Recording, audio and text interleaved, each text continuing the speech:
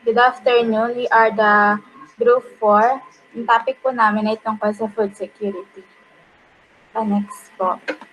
Food security means that all people at all times have physical and economic access to adequate amounts of nutrition, safe and culturally appropriate foods which are produced in an environmentally sustainable and socially just manner, and that are people able to make informed decisions about their food choices. Yung food security, sakop nito ang isang buong populasyon na sinisiguro na ang makakainin ng bawat tao ay safe at may nutrisyon. Next po. Malnutrition is one of the universal main human problem, where some are lacking of food and sufficient nutrients for an active and healthy lifestyle. Some consumes a lot of excess food energy that can also lead to health problems.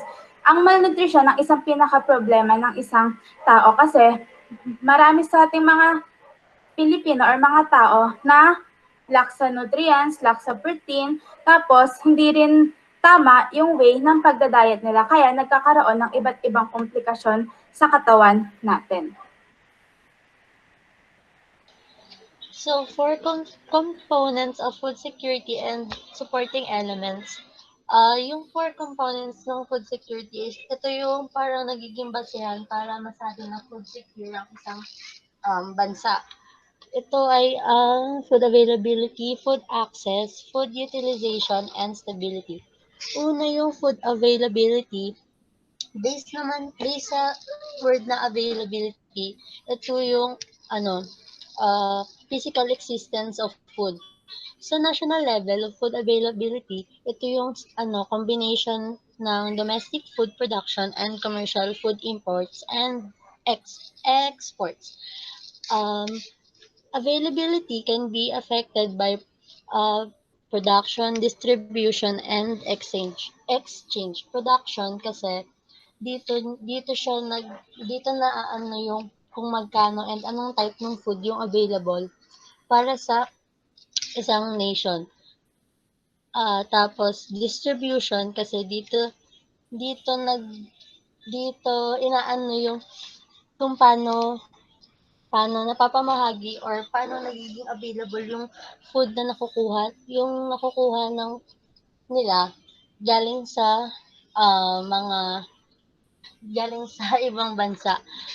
Tapos sunod is exchange, kung magkano yung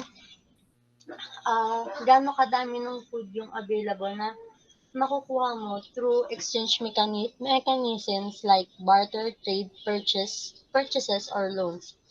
So, next po, food access. Based din sa access, dito mo dito mo maano kung paano mo makukuha yung food na available. Access is ensured when all households have enough resources to obtain food in sufficient quantity, quality, and diversity for a nutritious diet. So, dito nakadepende yung amount ng household resources and dun sa presyo niya.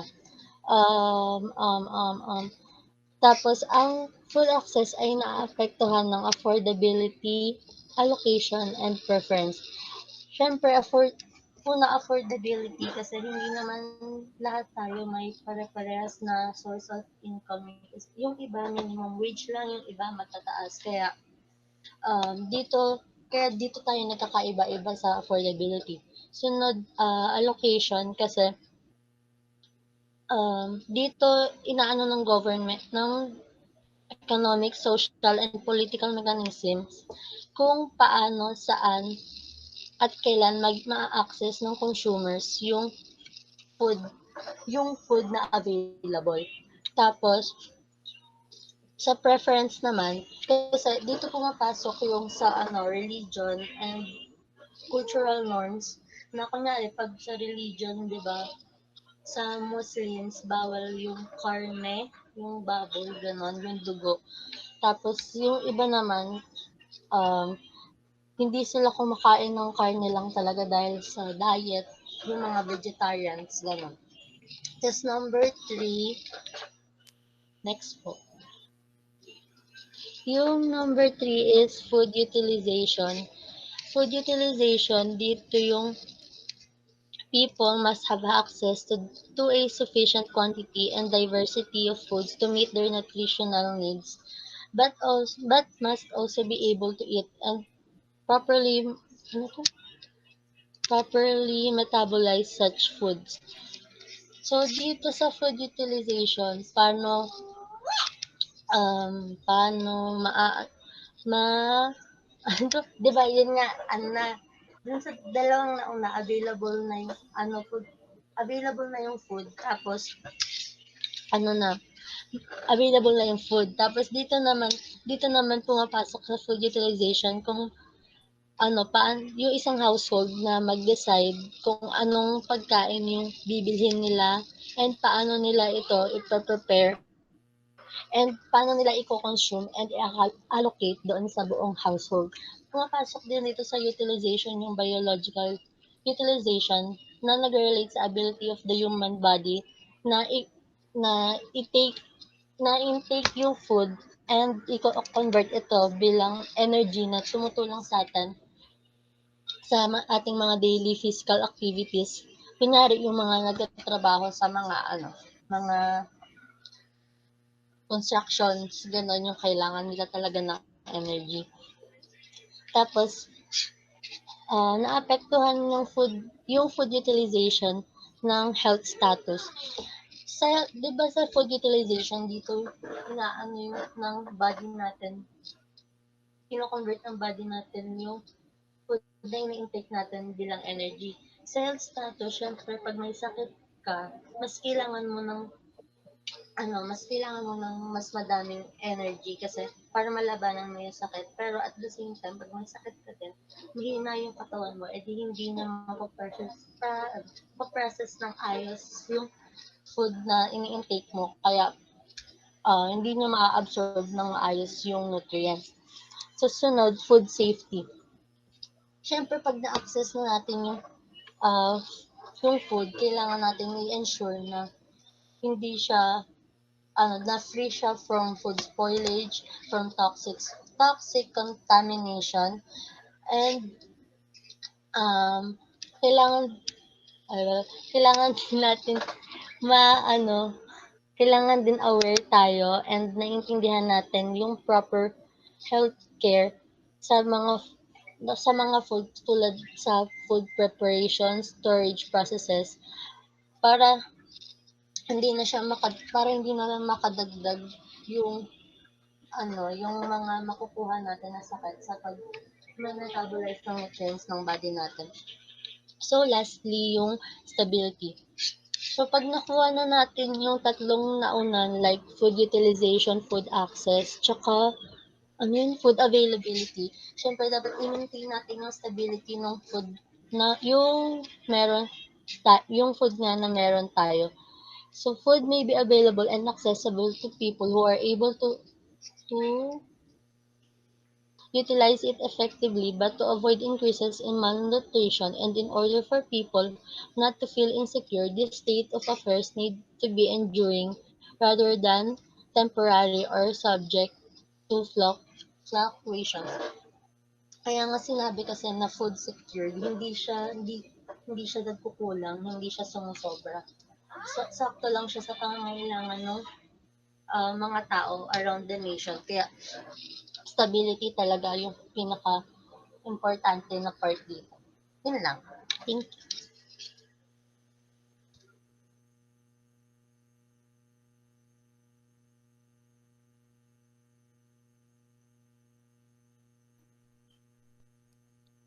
So next naman po ay yung things affecting food security today. Global water crisis, climate change, land degradation, greedy land deals. Global water crisis. Water table reserves are falling in many countries, including northern China, the US, and India, due to widespread overpumping and irrigation. Alam naman natin na isa sa essentials natin yung tubig. And due to global water crisis, nahihirapan ng mga tao na maka-access ng quantity and quality ng tubig na kailangan nila. Aside from ginagamit ang tubig bilang inumin sa pagluluto, ang pinaka-importante ay ginagamit ito sa pag-produce ng pagkain tulad ng agricultural products na kailangan ng tubig para tumubo. Maliban dito, nagko-contribute din ng tubig sa pagsisecure ng livestock at poultry products. Next naman ay ang climate change. Rising global temperatures are beginning to have a ripple effect on crop yields, forest resources, water supplies, and altering the balance of nature. Tinuturing na isang threat sa food production yung climate change. And isa rin siya sa dahilan ng pagkakaroon ng water crisis na alam naman natin kung anong epekto sa food security. And due to climate change, natutuyo ang lupa at may tendency na malanta mga pananim bago pa man mapakinabangan. Nagkakos din ito ng heat stress sa mga livestock and poultry animals. And meron din itong epekto sa fisheries. Land degradation. Intensive farming leads to a vicious cycle of exhaustion of soil fertility and decline of agricultural yields. So aside from water and temperature, isa rin sa factor na kailangan in crop production ay ang lupa. Land degradation, ito yung pagkawala ng potential productivity ng lupa. So, if land degradation happens, yung expected na number sana ng product na mapoproduce ay maapektuhan. And last, greedy land deals. Corporations and governments buying rights to millions of acres of agricultural land in developing countries to secure their own long-term food supplies. So according to Marita Wigerdale ng Oxfam, Germany, investors are consciously picking countries where it will be easier for them to do business.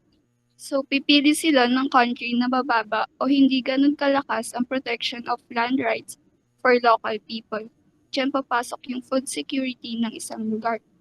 For example, align sa food industry yung napiling business ng investor and may shortage sa ganong produkto sa ibang mga lugar. Nasa kanya kung pupunan niya yung shortage ng lugar kung saan nakatayo ang business niya o sa lugar kung saan siya mas magme-benefit. It's either yung place na tinitirhan niya or yung place kung saan may nagbid ng malaki para sa product niya. Another example is the conversion of farmlands to residential and commercial space. Kung wala ang farmland, saan magtatanim? Saan dadalhin ng mga livestock animals? Yes, pwede tayo mag-import pero hindi tayo pwede umasa dito habang buhay. Dahil may mga pangyayari na pwede magtulak sa mga exporting countries na itigil ito. Gaya ng nangyari sa Thailand na isang exporter ng bigas dahil nakakapag-produce sila ng higit pa sa kailangan nila. But due to this pandemic, nag-decide sila na i-keep na lang ito para sa sarili nila. Binan nila ang pag-export nito at ang pinaka-naapektuhan ay ang mga importing countries gaya ng Malaysia.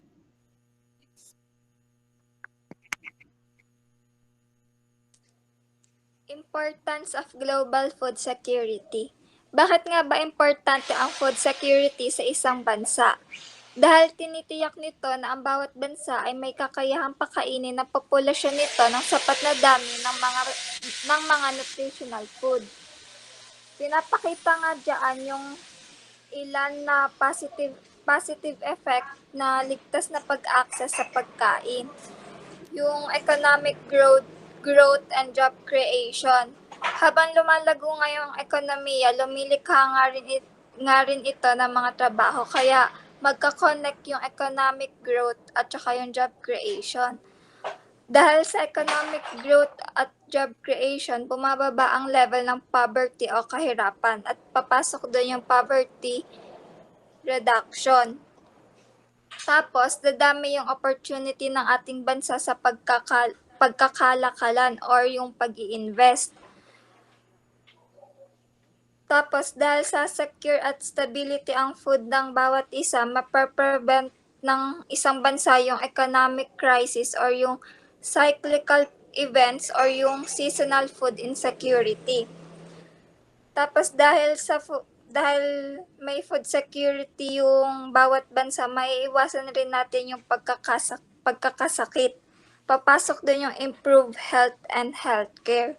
Malaki rin yung impact ng food security sa NIFA or yung National Institute of Food and Agriculture dahil di ba yung layunin ng NIFA is suportahan yung mga pagsisikap ng buong mundo na palakasin yung produksyon ng agrikultura at wakasan yung gutom. Pinapakita nga dyan yung iba't ibang ways or yung hakbang ng NIFA para suportahan yung bawat bansa. Nandyan yung helping countries to improve their agricultural markets and increase food production. Tapos, yung crop production din, sinusuportahan din nila yon. Nagbibigay sila ng mga funds para magkaroon ng budget yung bawat yung parang mga magsasaka ganon. Tapos, yung NIFA din, parang inaano din nila tayo yung mga makikipag-join tayo sa iba't ibang agencies na makakatulong para wakasan yung hunger at saka yung poverty. Isa nga yung agency dito yung USDA or yung US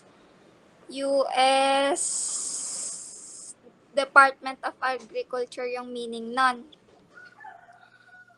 Tapos, yung NIFA din, nagde-develop sila ng mga food products para ma-improve yung nutritional value ng bawat pagkain. Tapos, pinapalakas din nila yung pagde-develop ng bawat bansa para magkaroon ng extension systems. Tapos yung helping developing countries improve their agricultural economies. Yun lang. Yung NIFA talaga, sumusuporta siya sa pagpapalago or pagpapalakas ng agricultural production ng bawat bansa.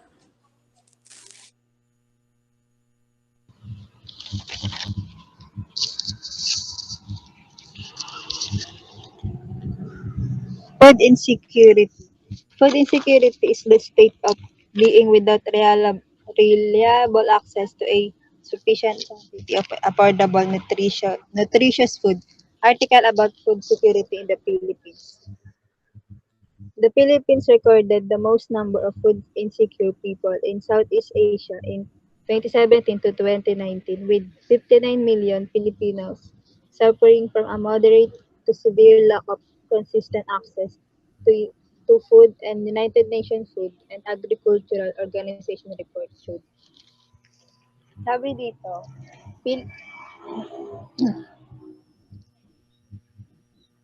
ang Pilipinas daw ay ang pinakamalaking food insecure sa Southeast Asia noong 2017 at 2019. Mahigit 59 million ang naghihirap, ang nagsasuffer ng mga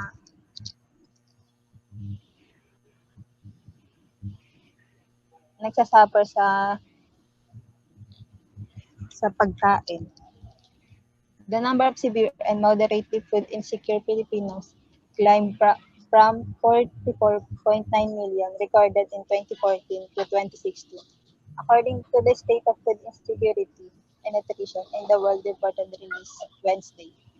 FAO, or Food Agricultural Organization, defines the severely food insecure as those who have gone a day or days without eating due to lack of money and other resources, while the moderately food insecure are people who have experienced uncertainties about their ability to obtain food and have been forced to compromise on the quantity or quality of the food they consume. Sa food security or Food Agricultural Organization, is a situation that exists where all people have physical, social, and economic access to, to sufficient, safe, and nutritious food that meets their dietary and needs and food preferences for an active and healthy lifestyle at all times. In 2017 to 2019, at least 88.8 million Filipinos went hungry or suffered severe food insecurity, a jump from 12.4 million recorded in 2014 to 2016, the report showed. Noong 2017 na 2019, umabot ng 18.8 million na ang Pilipino ay nagsasuffer sa food insecurity. In Southeast Asia, Indonesia, the most populous country in the region with more than double the Philippines populations, comes second with 18.7 million food insecure people in 2017 to 2019. It is followed by Cambodia with 7.2 million, Malaysia with 4.7 million, Vietnam with 6 million, and Singapore with 300 million. Sa Southeast Asia, Indonesia, ito yung pinakakilala or pinakakilala sa kaano natin, more than double. However, food insecurity data for less Brunei, Thailand, Laos, and Myanmar are unavailable. Meanwhile, FAO, or Food Agriculture Organization, noted with alarm the growing number of food insecure people globally except in Europe and Northern America since 2014. In 2019 alone, Food Agriculture Organization latest estimates suggest that 9.7% of the world population, or a little less than 750 million people, have been food insecure, which increased the risk of different types of malnutrition, potentially leading to obesity. Food Agriculture Organization warned that the COVID-19 pandemic may also push the number to much higher levels.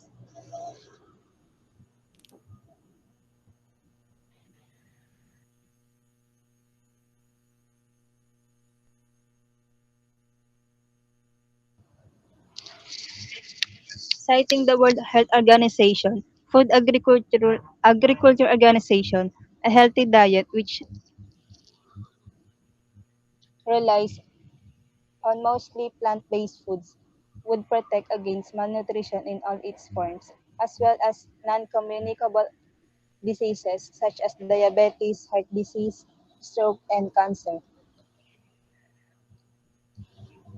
Base sa World Health Organization, naka,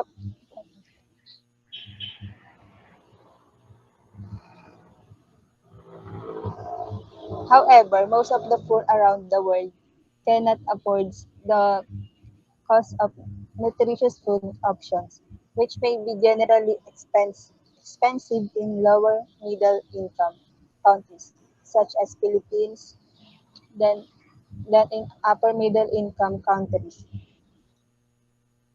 Agriculture Organization said. It's, it added that there is strong evidence that the higher prices of healthy food options and cheaper, less nutritious food options are contributing to the growing trend of overweight and obesity. But the organization pointed out the changes in relative prices between energy-dense foods of minimal nutritional value and healthy food options make a difference, with the strongest effect since among people with low incomes. The severity of food insecurity was measured based on the data, collecting using its food insecurity experience scale survey module, which is composed of 80 questions on condition and experience typically associated with limited access to food.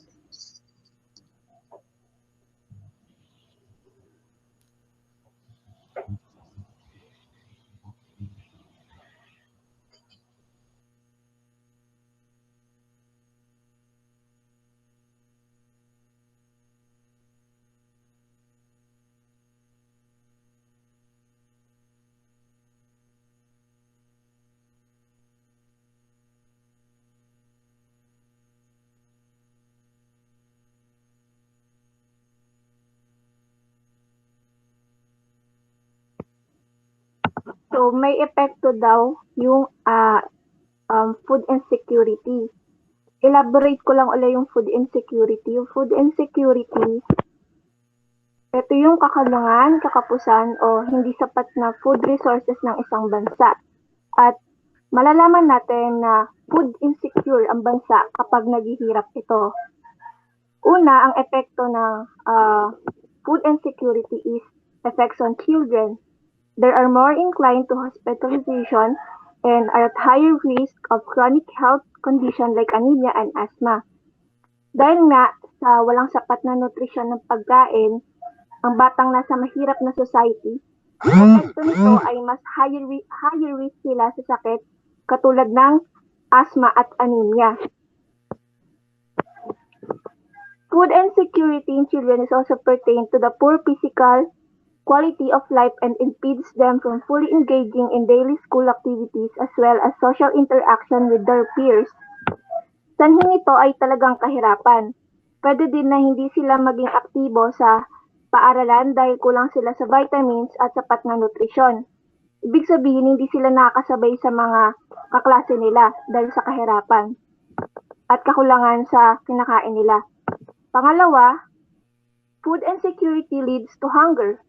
Hunger can also result from food insecurity. Epekto din ng food insecurity ay kagutuman sa isang bansa.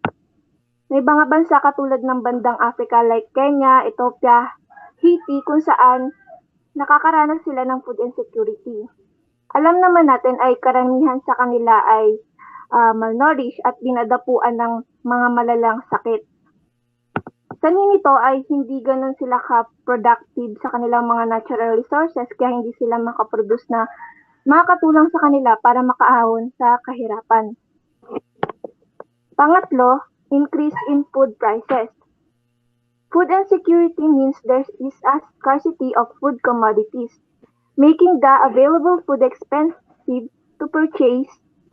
This means the prices will go up and will result in related items being more expensive.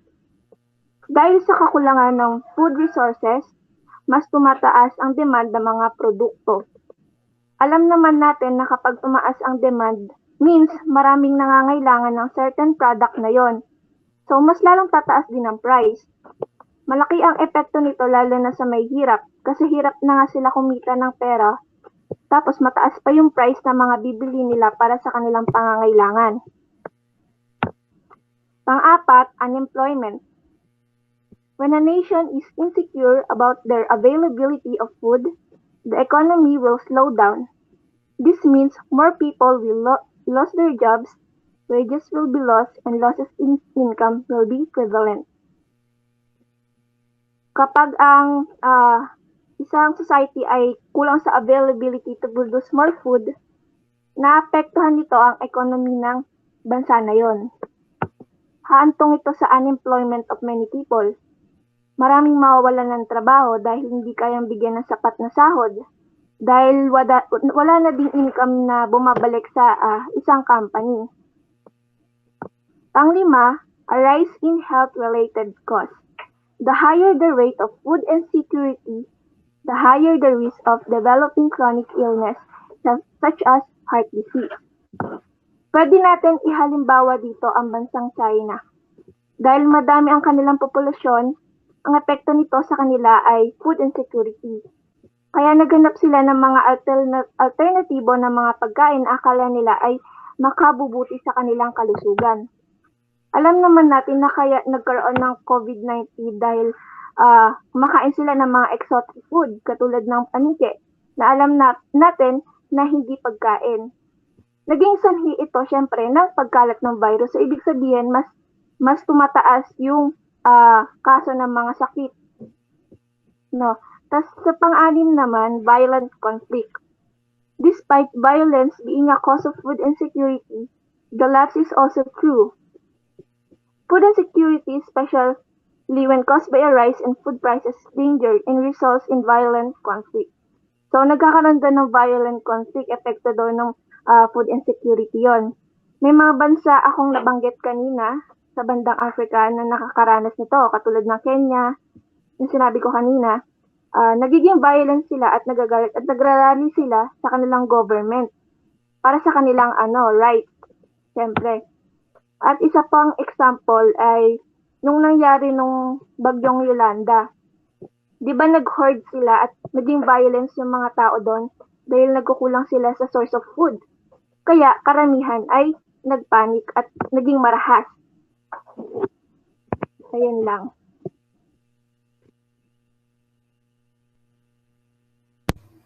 Hello? Rinig po ako? Yes. Okay. So, solution to food insecurities. Siyempre, kung may problema, dapat meron pong solusyon. Food insecurity affects over 820 million people all over the world, and no region is exempt from it. Being a global challenge, governments and international institutions have assigned all possible means to overcome food insecurity. Walang bansa ang walang food insecurity. So, lahat ng bansa, ito yung isa sa mga problema dito.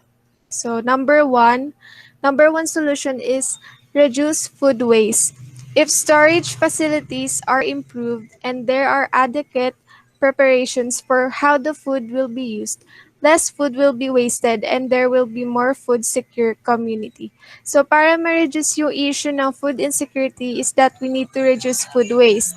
Kung sapat ang kinakain natin for the one whole day is walang masasayang na pagkain sa atin. Kasi kung may susobra na pagkain tapos itatapon lang, sayang lang yon. Kasi maraming taong nagugutom. At saka hindi lahat nabibigyan ng pagkakataon na makakain ng 3 times a day. Swerte pa tayo kasi nakakakain tayo lagi. Minsan nga, sumusobra sa 3 times yung kinakain natin.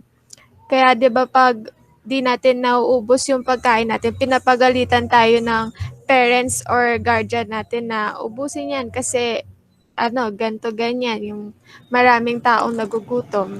So, number 2 is reduce the risk of commercializing.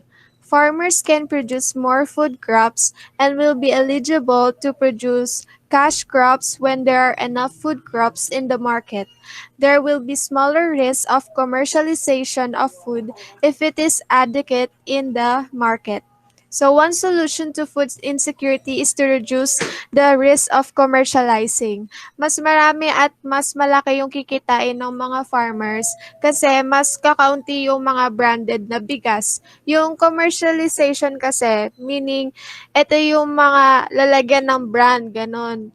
Tapos, kung i-compare mo yung branded sa local, mas mahal yung branded na pagkain. Kung mahal yung branded, syempre dun ka na lang sa local kasi parang halos parehas lang naman yun eh. So number 3 is improve existing infrastructural programs. If the infrastructure is enhanced, extra food will be available in the market and the food insecurity levels can go down. We need to improve infrastructure katulad ng market kasi kung magkaroon man ng problema sa market, then yung quality ng food is hindi rin magiging maganda. Yung market kasi is to serve people. Tapos hindi lang sa rural kundi pati na din sa urban areas. Mahalaga ang market kasi dito tayo kumukuha ng pangangailangan natin and one of those are food. Number 4 is improve trade policies. Governments should improve such policies and make it fair for everyone to participate. It is important na ma-improve yung trade policies ng government like yung IFPRI, which stands for International Food Policy Research Institute. So dito, nagpo-provide sila ng research-based policy solutions kung paano matitiwalag yung ganitong klase ng problem such as hunger, malnutrition, and poverty. Number 5 is promote diversification. It needed to be educate on the importance of diversified and healthy diets for better nutrition. So dito sa diversification, mahalaga na aware tayo lalo na sa mga nagpapalakad ng markets na pwede tayong diversify ng activities para mag-expand pa yung market tsaka yung products na pinopromote which is related to food. And it is also important na ano, important na mag-proper diet tayo kasi it will help us to improve our health and will also lead to proper nutrition. Number 6 is close the yield gap. To shut the gap, governments and agricultural institutions in charge have come up with techniques and programs for improving crop yields, especially location-specific methods of sustainable agricultural intensification such as soil management and land improvement. Etong solusyon nito ay effective lalo na sa mga farmers na nagtatanim ng crops, mga halaman, ganon. Mahalaga tong method na to kasi nakakatulong to regarding sa agricultural activities like yung pagpapataba ng lupa para maging healthy yung mga tanim or mas lumago pa yung tinatamnan ng mga farmers. Number 7 is work towards defeating climate change. Climate change is hardly affecting our lives and the production of food. If we fight climate change and farm sustainably, we will be able to ensure that there is enough food for us and future generations.